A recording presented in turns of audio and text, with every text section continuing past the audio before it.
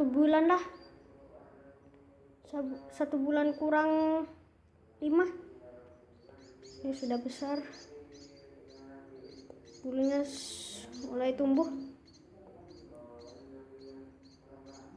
ya. Kak saya untuk makannya dengan tepung Virgo dicampur dengan air, dan untuk alatnya peluit